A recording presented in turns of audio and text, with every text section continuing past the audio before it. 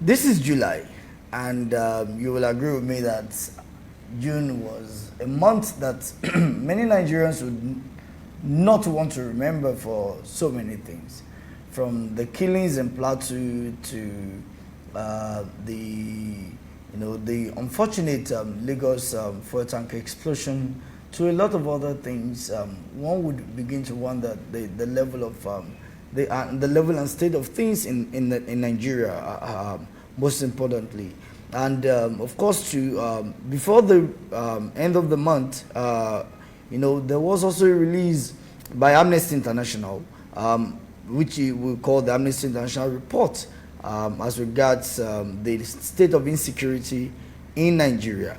It's important to say this, that while this is not the first report by the organization on the country, there have been series of reports. You recall that last week I mentioned the report on the torture system in detention, in our detentions in Nigeria, in the report titled Welcome to Hell, as well as other reports on the state of things in Nigeria, human rights abuses by soldiers who are meant to protect displaced persons from Boko Haram and other things. But this report is coming on the heels of the so-called herdsmen farmers crisis and other sectarian crises across the country. It is important to say this, that one of the fundamental functions and responsibilities of every government is security. And when security is not in place, then one begins to wonder what essentially that government is doing. Like I said earlier, and of course you would have it played on the screen, we had the very terrible experience of the herdsmen crisis in Plateau State. And according to that report, it says that between January this year and June, we have recorded from the report 1,813 deaths, which is almost double what was recorded in the whole of 2017, where we recorded 897 official deaths. And besides that, now that tells you it's a huge number, because we're still talking about June. We still have between July and of course December. So if by June we have recorded that much, then it tells you that there is real fire on the mountain. And it's important that this issue is discussed. Interestingly too, it has been on the front burner. And today, on this edition of the program, I will be discussing this report and of course what it portends for the state of security generally in Nigeria. And with me, I have a security expert by the name Dayo Ogunbowale. Mr. Ogunbowale, you're welcome to the program. Thank you very much for having me. It's a pleasure to have you here. Thank you very much. Like I said, Mr. Dayo Ogunbowale is a security expert, and we'll be x-raying the Amnesty International report together. Let me start by saying this. What do you make of the Amnesty International report? Well, a good look at the report, you would want to quickly take sides with Garba Shehu, who claimed that there's practically no difference between the 2015-2016 report and the 2016-2017 report now compared with the 2017-2018 report. And that's because practically nothing has changed, except that it appears the numbers even increased, just like you said, 1,818 within the first 6 months of the year. That's quite alarming. So if he comes out to say, well, what's so special about this particular report? Well, it's not further from the truth, because as the death toll decreased in the northeast, Borno, Yobe axis, it appeared to increase all around the country. You would notice between January and now, if it's not Benue, it's Taraba. If it's not Taraba, recently it's Plateau State. And in fact, despite all what happened over the last week in Plateau State, you still remember early this week again, about 10 people, I think 7 reported, died in the same location. And then these same guys have come out to tell us that, see, it's as though you people don't understand what is going on here. These same headsmen come in, kill people, destroy houses, and sometimes they even rename the localities, the communities. They rename it and turn it to their own. So there's this narrative that is gradually filtering into the media that is as though there's an agenda. Now, I'm not for conspiracy theories here, But I mean, when you begin to have out of maybe 300 communities, about 43, because this was actually what was claimed. Now, let me take you up from that place of the agenda, or whatever conspiracy theory that we may want to come up with. There's also been an argument that there seems also to be an anti-Fulani conspiracy theory as well, by some persons who are said to be pushing, this this sectarian position. Now, what do you make of this whole thing? Well, let's just mention their names because they are everywhere in the media. Macban, the Mieti Allah Cattle Breeders Association of Nigeria, they are everywhere. I mean, those guys are even smarter with the media than a lot of people. You see their general secretary talking, you see their media personnel talking everywhere. So this is the point. They claim that they are simply doing their business, and most recently, about less than 24 hours ago, their spokesperson came out to say that, see, there's a treaty that was signed by Nigeria with West African nations, which allow anybody to move around as long as you are doing business. And so they are banking on that particular treaty that, see, I can decide to move from Maiduguri today. The ECOWAS treaty. Exactly. I can decide to move from Maiduguri today and and my target is Lagos. And I'm moving with my cattle and I can, graze anywhere. So they believe that, I mean, despite other laws that, there's private property and all that. So to a very large extent, there's this mindset that, this is our land, we are in charge and all that. Now, let me quickly share this personal experience. I was on a particular media channel recently, and this same issue was being discussed. A caller called in. I mean, he just happened to be listening to that particular program at that point in time, called in and shared his own personal experience that happened this same year. He has a farmland somewhere in Okiogun area, I think precisely Lanlate. Yeah, he mentioned it. So he said he had acres of land, and unfortunately they got there, discovered that a good portion of their crops had been destroyed. And I was like, what happened? And the guys there told them, see, the people that did it have not gone far. We can catch them. So he said, don't bother. Get policemen involved. Only for them to get to the police, and the policeman told them point blank, if you can get them here, we will arrest them, but we will not follow you. Well, he managed to round up some of them, I think 2, took them to the police station, and the policeman, the DPO in charge of that police station, told him point blank that, see, I cannot arrest these people. Whatever you need to settle, go and settle with them. Long and short, to just cut the whole story short, he eventually had to negotiate with people who are encroaching on his land. He said, as at when he was calling, he had no less than an acre of his land being occupied by these people. And there was practically nothing he can do about it. Why did I share this story? Just one sentence from the man that called. He said, there was this aura with them that, after all, we are in charge. I think that seems to be a major narrative. All around the country. A major narrative that, okay, there seems to be this emboldening. Exactly. Of this, based on what people will call Mr. President's body language. That's it. Now, so they feel they can afford to do something and get away with it.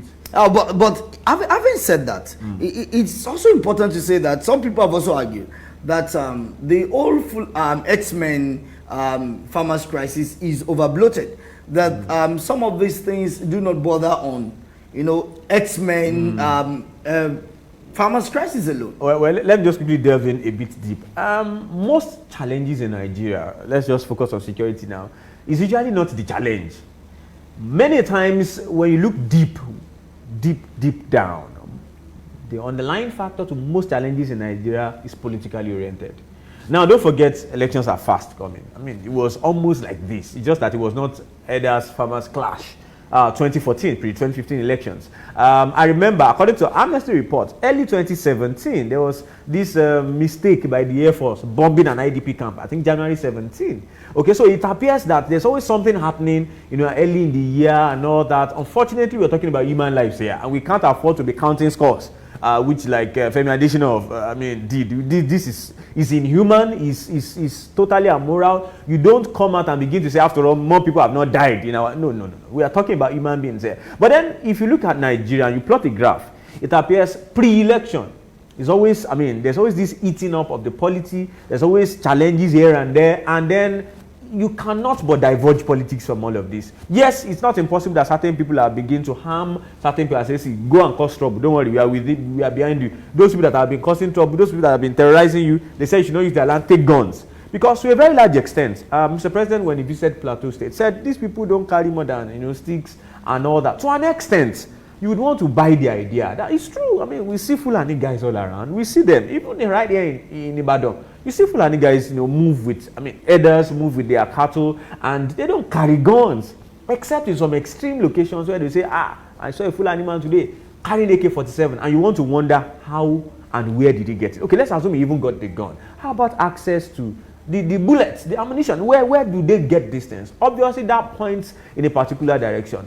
Before elections, who are the people that import guns? Early this year, Colonel Ali, retired, in charge of the customs. They intercepted no less than 3 different containers, I think about 2 different times, okay, intercepting pump-action rifles coming into the country, which, of course, you expect that most likely will be politicians that imported these things. So if you want to ask questions, how did these guys lay their hands on this ammunition? One, Mr. President laid claim to the Libyan refugees, Libyan guys, after the ouster of Muammar Gaddafi. These guys came into the country bearing guns, coming in and all that. But then, Gaddafi had died. It's been a long time. So he could not really, yes, I'm not saying part of them might not be, but then it appears there are people within the country who stand to gain certain things and are beginning to release guns to these guys to, defend yourself, do this and all that. Well, I also know that there is also a dimension of an argument that what we call, the Fulani herdsmen could be a breakaway of Boko Haram insurgents. Well, I was fully of that opinion till late last year, and that was before I started having certain discussions where for some training, met certain security chiefs and all that. And I discovered that, the challenge, the security challenge in Nigeria is not just, it's not single, it's hydra-headed. There's ISIS West Africa in Nigeria, Boko Haram, we're just quelling them, and then the other Summers class. So it's not just one thing. For example, let me just take a cue from here. About a month ago, there was this increased rate of kidnappings. I don't have facts now to back up that it's still ongoing. But then between the Osun boundary, Ekiti axis towards Kogi, that same expressway that people fly to Abuja, there was increased rate of kidnappings along that side. Now, survivors of those kidnaps came back to say, people who kidnapped us, 1, some of them had this Hausa. 2, they were in military fatigue. 3, those that were able to check their guns, the guns didn't even have any English or Russian, of which if you check an AK-47, it's either English or Russian, mostly Russian, because AK-47 itself has Russian origin. And if it is not Russian, maybe the Chinese made. But this guy said that none of these guns was carrying any of those things. As a matter of fact, it was Arabic that was inscribed on those guns. And he said he was confused. I thought these people are the Fulani people. He said this is Arabic. Okay, maybe they're Arabic guys. But then he discovered that some of them were even speaking French. And so it tells you that, where do they speak French in Nigeria? So it tells you that there's a massive infiltration of outside terror groups into the country. So the president may be right that to an extent, and I'm sure as the GCFR, he knows what he's saying. It's just that it might not be in the entirety. And the report 3 weeks ago now, nearly a month now, by a UK newspaper. Yes. Claiming that there's this massive traffic between Syria passing through Heathrow Airport in UK coming to Lagos, and they are wondering why are all these young people moving from Syria through Heathrow directly to Lagos. And they discovered that there was this exchange program. In fact, for the first time in my life, I thought exchange programs were strictly for academic stuffs. I discovered that there was a terror exchange program being organized between Nigeria and Syria. Nigerians were being taken to Syria to train. Syrians were being brought into the country to train. And they were exchanging. I said, wow, have we become that porous? So he took a UK government and their tabloid to tell Nigeria that, this is what is going on. People are infiltrating. So if you ask me, the terror issue in Nigeria, which is not just a security breach, we are fighting terrorism big time, is hydra-headed. So you are invariably saying that what we have on our hands is not just an insurrection. It's not just. It's more than that. So it's more than an insurrection. Clearly, now, of course, some people have also given this argument that the whole X-Men farmers crisis is just a product of reprisals. Well, I like the word you used, reprisal. Now, I went on a particular television station recently and I told them, I said, this whole plateau attack, mark my words, in the next 3-4 days, if you see any arrest, if at all arrests were made, it will be guys that came out to, protest in reprisal attacks. And you know, someone had to call me early this morning. I said, Dayo, you said this thing. So these guys are neither headsmen, they are just young boys. I said, I told you. Because there's this body language from Mr. President to the security operatives, the security chiefs. It does not matter how much words Mr. President speaks when it goes to a scene of a crisis or a scene of a mayhem caused by these guys. There's this body language that you can see that, sir, do you really want us to capture these guys? But since 1999, taking the amnesty report, good. You know, as our takeoff point, good. Since 1999, there's not been any conviction from these killings, particularly in Plateau State. Exactly. Well, so it's not really about Buhari right now. But if Plateau State is kind of peculiar, the Biroms precisely. So their representative in the Federal House of Rep was on a particular media station about 4 days ago. And he was claiming right there that, see, this is more of an attack and occupy, process. That these guys come, attack us, chase us out of our community, and occupy. So trying to put all the blame on Buhari to an extent might not be totally right. I mean, someone might come and say, this is a Buhari thing. No. The Plateau State issue had always been there. I mean, farmers, they've always been at loggerheads. And then, of course, Plateau State is almost like Kaduna State, where you have a predominantly, Muslim north and a predominantly Christian southern Kaduna. So to an extent, you want to look at it and say, are we sure this thing does not have a religious coloration? All right, okay, hold your thought there. We'll follow from there after this short break.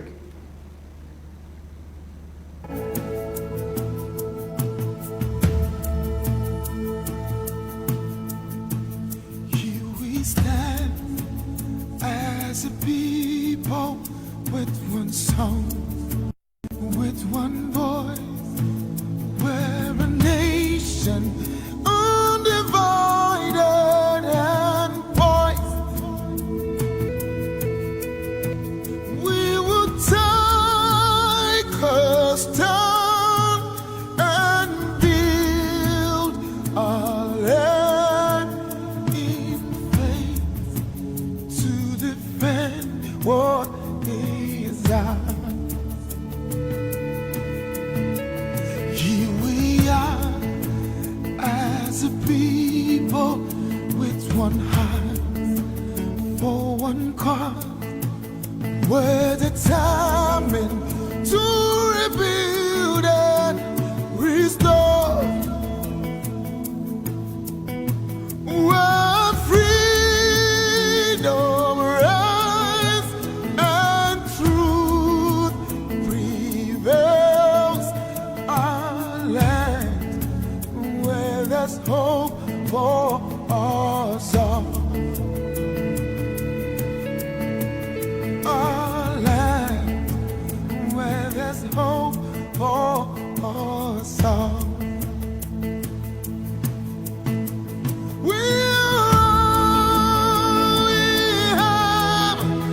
We'll defend our land.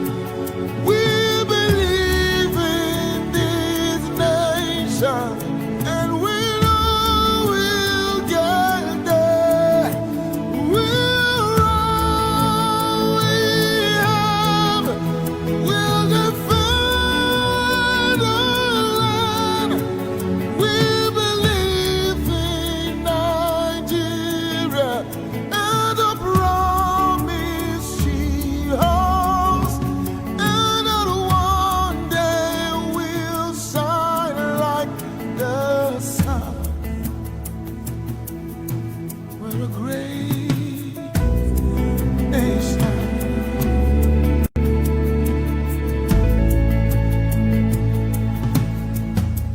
Though we are many people, different tribes, different tongues, we're united in our strength.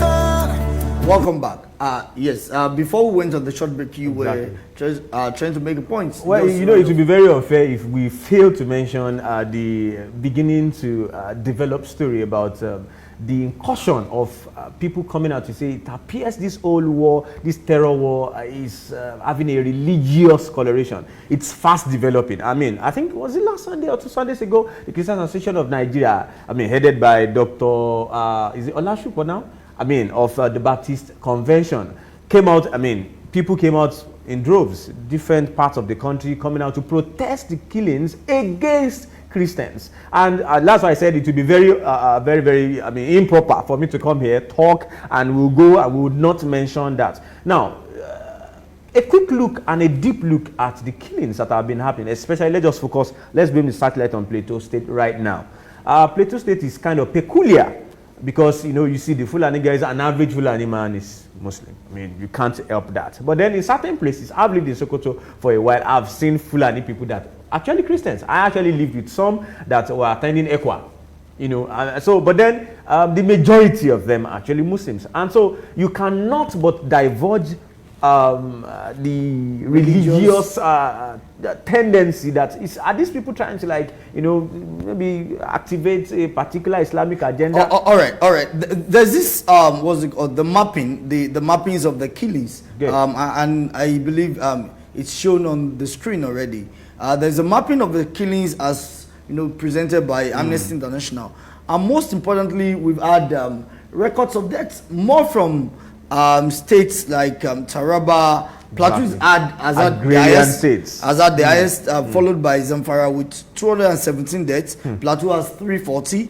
Taraba has 183, just two more than Kaduna State. And then we've seen other states too.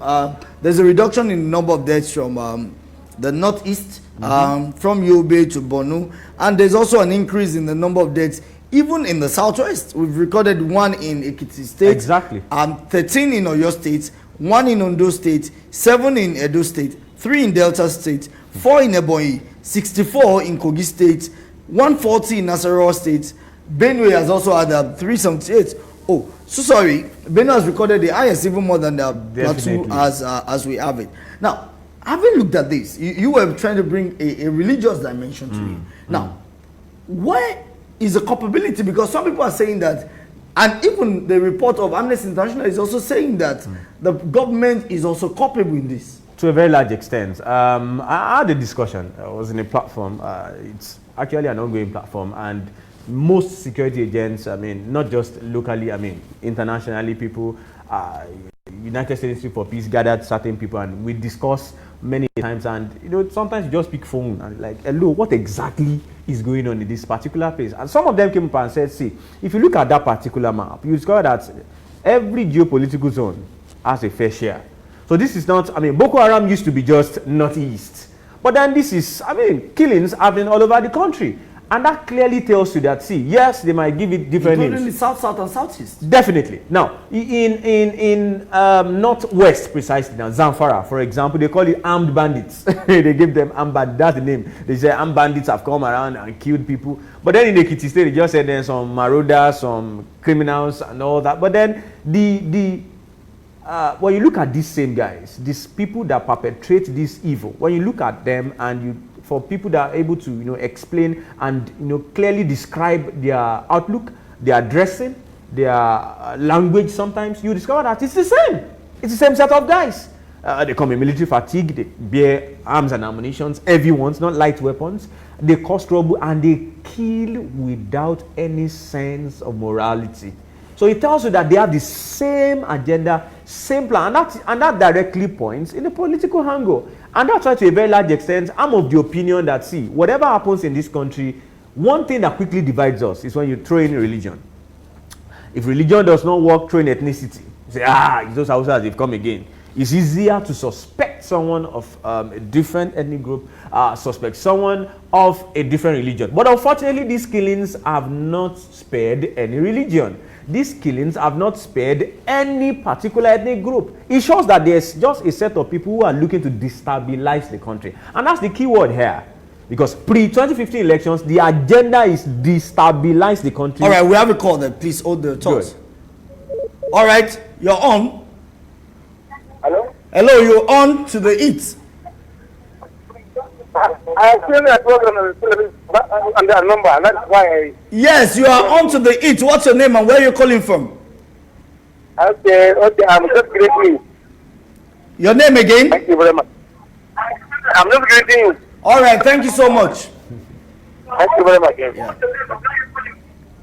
Brilliant one. And it sounds like one of my Ariwa brothers. Our Ariwa Exactly. brothers. All right, brilliant. So as I was saying, it will be, yes, government is culpable because to a very large extent, there was this delay in action to a very large extent. And if you ask me, I think Mr. President could have actually done better than what he's doing right now. Coming out strong against certain groups that you know has been infiltrated. Not even trying to, hazard a guess of trying to, throw them some crumbs and saying, okay, let's even, capture them together in what we call now the ranching issue and all that. Of which even Mark Brown has come out to say we don't want ranch.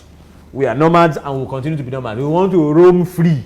They have come out to say that. I think you raised the point as regards having to call them together. You recall that sometime last year, the governor of Kaduna State was quoted to have said that he actually had to pay these persons from, undertaking such killings in the state. And you recall that from the mappings, even the state has recorded 181 deaths. That's just it. Does it mean that this group of persons, whatever nomenclature we want to give to them, are faceless or cannot really be talked to, or we have been dealing with the wrong set of people? To a very large extent, there's this dummy that was sold to President Goodluck Jonathan pre-2015 elections. So he began to feel, certain people told him, don't bother about which Chibok girls. No girls were kidnapped. That, see, the problem is Boko Haram. Focus on Boko Haram, kill them and all that. Unfortunately, it was quite late for him before he could eventually agree that people were actually kidnapped. A dummy is being sold to Mr. President right now. And I'm speaking with, all sense of, the dummy is that your people are the ones causing this problem, and they know, to a very large extent, he has not hidden it. That is a Fulani man. Of course, one of the things he declared, while he was coming into power is that, was it 150? I can't remember the exact number now, that he has this number of cattle. That already tells you, you don't need to think about the sides he's on, okay, at this juncture. To a very large extent, it appears certain people have sat down, done their homework and see, if you try to clone this thing this way, quote these old terror attacks in this way, Mr. President will be handicapped in a way, in terms of really making certain orders and all that. And this is why I said so. This particular government have been renowned for delaying, stalling on making certain decisions. And of course, it's not far-fetched. Before somebody will begin to call for my heads now. Before the ministers were chosen, everybody was, the list, hashtag, the list started trending. People were not expecting a list. Mr. President traveled, he will soon come back with the list. With this, unfortunately, by the time he released the list, it was just the same set of people that everybody already expected them. Which means, why couldn't you have just gone ahead to announce the same set guys all along? Nigeria lost 6 months. According to the World Bank, they said Nigeria lost 13% of the GDP within that particular period. So if someone is beginning to look for where to point the finger at for recession stepping in, that was it. That was right. Yes, some people say, okay, Jonathan carried money. Well, I'm not a Jonathan fan or Buhari fan. But the truth is, when you do the right thing at the right time, you tend to save your country, save yourself. And in this situation? Yes. The old others, farmers clash and all that. Mr. President had come out quite early. Since late last year.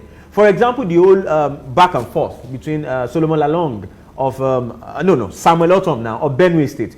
He was planning to come up with a anti-grazing law in his state. He was coordinating with Abuja consistently. At a point, some people were even making jest of him. And he did come up with one. Exactly. Solomon Lalong of Plateau State, who is also now in the same pot of soup now, was making jest of him then. See this one. Do the right thing. You will not have a problem. He said, no problem. The guy did, by late December, the law kicked in. January 1, the whole nation was thrown into frenzy. The whole of January, Benue State was on massive attack. Mr. President at that time came out strong with just solid voice and said, see, we will go against any set of people irrespective of their ethnic group. Do you know, most likely, these guys harming them will probably would have been for someone else or another group. But because he came out and said, please accommodate them, in his own words now, he said, please accommodate your brothers. That was indirectly saying that see where they might be troublesome, but please give space to them. Isn't that also a way of owning up that these X-men are actually known to the president or even known to government? Well, I wouldn't want to say yes, because one, I might not have facts to prove that. No, I mean from the logic of the statement. Well, it almost appears to be like that. But I think the major challenge he has, which I would want to hold him responsible, I mean, Mr. President here, I would want to hold him responsible on that particular notion, is that he delayed in taking certain actions. All right. As a way of wrapping up for the day, I want to ask, as a security expert, what can be done differently? Right now, Mr. President needs to just know that a dummy was sold to him. And the dummy is that it is his people that are causing this problem. The challenge here, the truth actually, is that his people, I mean, the most headsmen all over the country have been infiltrated. And so the average headsman out there is now already has a coloration. Anybody who sees headsmen now believes. All right, please hold that thought while we pick this call. This should be our final call for the day. Hello, good evening. Good evening. What's your name and where are you calling from? All right, Tokwe, you're welcome. Please go ahead.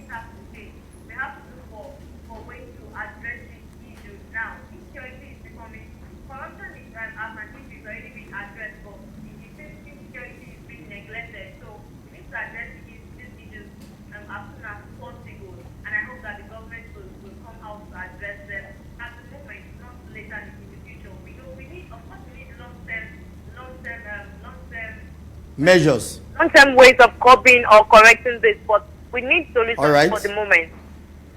Yes, thank you. Okay, thank you, Tokwe, for calling. Okay, it's just I'll just pick it up from where she stopped. The shortest term intervention that can happen right now. Oh, is that another call? Okay. Number one is for Mr. President to come out strong. Make it's not too late. Statement. It's not too late. He needs to come out. He is yet to make that statement. Come out boldly and say, see, irrespective of where you come from. I mean, some people are saying the security chiefs are incompetent. I said that's really not the problem. All right. Before we go, let's not forget there was also a protest.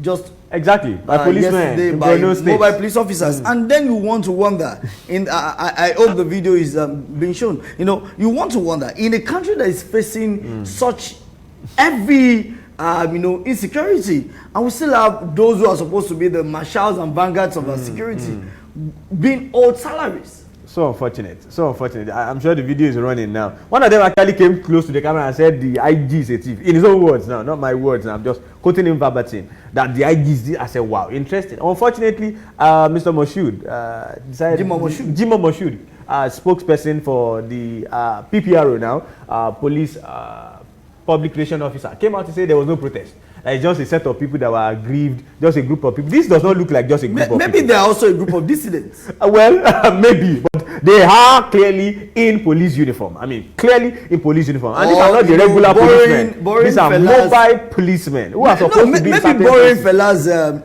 argument, they are unknown police officers. Well, these are known because that's a police vehicle just passing by. It has a number. You can tell that is their vehicle. I mean, so it's clear that, see, things are not all right within our security apparatus in the country. And that leads me to the long-term solution, which can actually be kick-started right from now. Mr. Vice President, Professor Yemi Osinbajo, on day one of the Security Summit held, organized by the Senate, came out to say boldly on national TV that a country the size of Nigeria's population cannot afford to run a policing system that is centralized.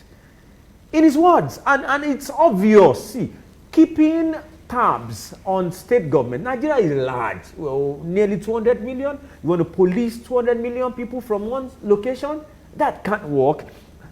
security situations in each state is peculiar. Okay, so what other long-term measures? Community policing, state policing, that's the solution. And like I said, it can't be done almost immediately because, of course, legislation has to kick in place. I mean, in fact, I think a former IG came out to say, see, it looks like it's only Lagos State that can successfully fund state police, as it were. But then, of course, by the time you begin to give people responsibilities and they know the benefits, why not start funds? Or your state currently has Operation Bust, and it is being funded by the state government. So why can't we have state police? With other states. Well, the issue of state policing is would be a topic for another definitely. day. I know. I understand. If we want to go into that, it's a long-term solution. That would be a very long discussion. I must say that thank you so much for honoring our invitation. It's been a pleasure having you on the program. Thank you very much. Like we say, the conversation does not end here. It's a continuing one. And for those who are trying to call in and we couldn't pick your calls, we're so sorry about that. We'll definitely do that, on the next edition of the program.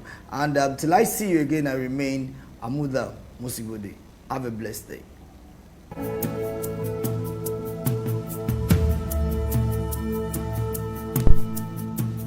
Here we stand as a people with one song.